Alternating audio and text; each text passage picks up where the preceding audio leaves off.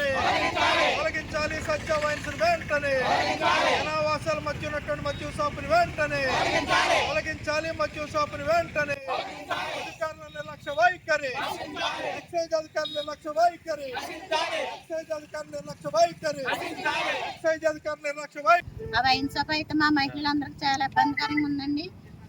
ఏ మహిళలు బయటకు వెళ్ళాలని రోడ్డు ఎక్కాలండి, అక్కడ పనులు చేసుకోవాలండి.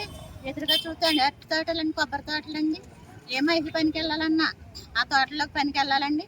ఈ మద్యం తాగేసండి ఎవరు ఏం చేస్తారో, పిల్లలు ఇంటి దగ్గర ఉంటారండి. అందరూ కష్టపడి పని చేసుకునే వాళ్ళండి, ఎవరు ఇంటి దగ్గర ఉండేవాళ్ళు కాదండి. పిల్లలు ఇంటి దగ్గర వదిలేసి వెళ్తారండి. ఆ సందర్భంలో అది మద్యం తాగేసి ఎవరిని ఏం చేస్తారని మాకు భయాందోళన ఉందండి. మా దగ్గర మా వీధిలో అయితే మద్యం షాప్ ఉండడానికి అసలు మాకు ఇష్టం లేదండి. మా మహిళలందరినీ ఈ గవర్నమెంట్ స్పందించి మా మద్యం షాపును వెంటనే తీయించాలని మేము కోరుతున్నామండి. అంబాజీపేట మండలం మాచవరం గ్రామంలో కుసుమేవారిపేట, వెంకటేశ్వర కాలనీ తదితర గ్రామాల దళితపేటకు ఆనుకుని సత్య వైన్స్ అనేటువంటి మద్యం షాప్ని ఇటీవల కాలంలో ఏర్పాటు చేయడం జరిగింది. ఈ గ్రామస్తులంతా కూడా ఆ మద్యం షాపు నిర్మాణ దశ నుంచి కూడా అధికారులకి, కలెక్టర్కి, అలాగే ఎక్సైజ్ అధికారులకు కూడా వినతిపత్రాలు ఇవ్వడం జరిగింది.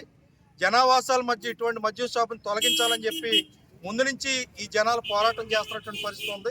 కానీ ఎక్సైజ్ అధికారులు మాత్రం చాలా నిర్లక్ష్యంగా ఉన్నారు. మన సూపరింటెండెంట్ గారు ఎక్సైజ్ డిఎస్పీ గారిని పంపించడం జరిగింది.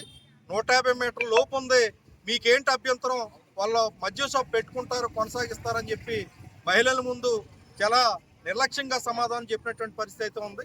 సిపిఎం పార్టీగా మేము డిమాండ్ చేస్తున్నాం, తక్షణం మద్యం షాపును తొలగించాలి.